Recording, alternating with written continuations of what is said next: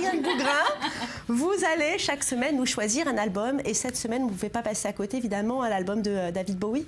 Évidemment, alors cela faisait 1 an et demi qu'il se battait contre le cancer. David Bowie nous a quittés il y a quelques jours d'ailleurs après la sortie de son dernier album, c'est le cas de le dire, Black Star, un album qui était d'ailleurs très attendu en cette rentrée. Et pour lui rendre hommage, on va écouter un petit extrait de Lazarus de son dernier album. Écoutez.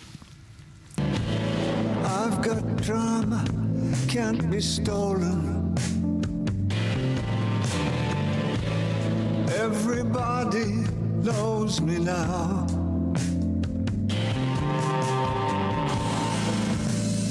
Look up here, man, I'm in danger.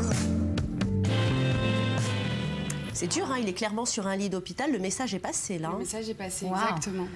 Alors, vous allez nous parler d'une autre histoire, celle-ci très émouvante. Oui, De alors quoi on pourrait s'agit-il ? même parler de séquence émotion, Valérie. Alors, le personnage central de l'histoire, c'est Edward Hardy, un Anglais de 95 ans qui s'ennuyait tellement dans sa maison de retraite qu'il a décidé de recréer son groupe de jazz.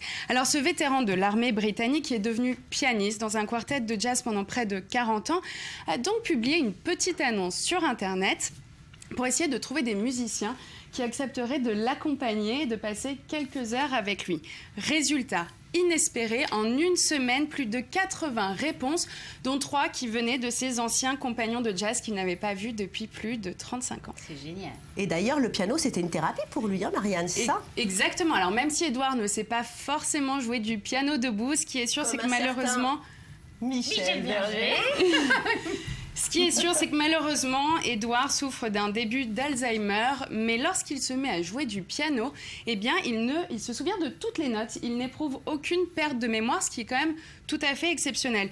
Il a même confié à un journal: dès que je joue de la musique, je me sens plus jeune et dans un groupe avec d'autres musiciens, c'est encore mieux. Moi, je veux juste dire que ma grand-mère, aux États-Unis, elle a 90 ans et elle a un groupe de chanteuses et elles font du jazz dans leur maison de retraite. Donc vous elle voyez, chante, elle est pas chante. musicienne. Elle, non, elle est chanteuse aussi. Elle est chanteuse Incroyable. aussi. Et c'est pas vous qui allez nous dire le contraire, Chirel, les bienfaits de la musique. bien sûr, et c'est l'énergie thérapie. positive de C'est la ranger et musique. chanter. Il faut siffler en travaillant, chanter en travaillant. Et Voilà. la petite Blanche-Neige d'I24 News.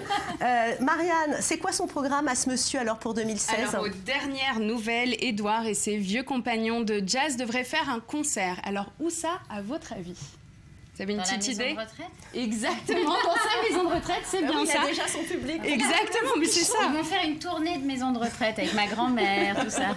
Ils vont tous se retrouver. Et d'ailleurs, je vous propose donc, pour illustrer un petit peu ce que je vous raconte, d'écouter un petit extrait de leur dernière retrouvaille. On écoute.